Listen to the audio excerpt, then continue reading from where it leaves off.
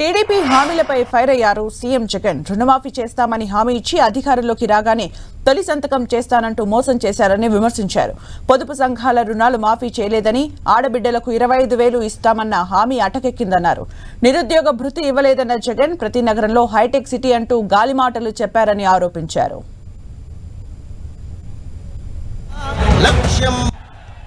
ముఖ్యమైన హామీ ఏనంటూ రైతు రుణమాఫీపై మొదటి సంతకం చేస్తానన్నాడు. మరి 87,612 కోట్ల రూపాయల రుణాలు మాఫీ అయ్యిందా? అయ్యిందా?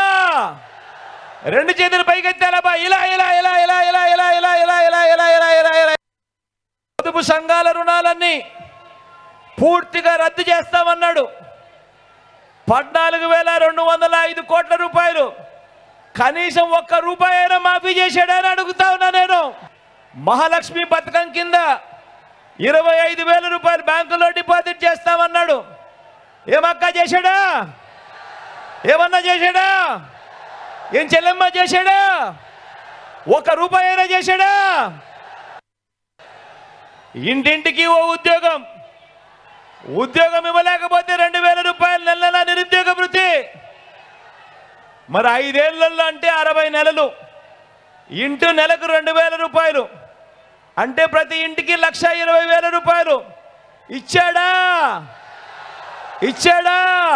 3 సెంట్ల స్థలం, అర్హులైన వారందరికీ 3 సెంట్ల స్థలం కట్టుకునేందుకు పక్కా ఇల్లు. 3 సెంట్ల కదా దేవుడు ఎరుగు.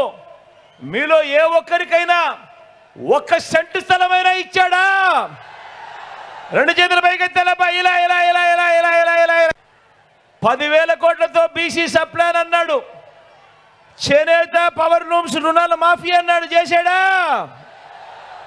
ఉమెన్ ప్రొటెక్షన్ ఫోర్స్ ఏర్పాటు చేస్తామన్నాడు. చేశాడా? సింగపూర్కు మించి అభివృద్ధి చేస్తామన్నాడు. చేశాడా? ప్రతి నగరంలోనూ హైటెక్ సిటీ నిర్మిస్తామన్నాడు. మీ విజయనగరంలో కనిపిస్తా ఉందా?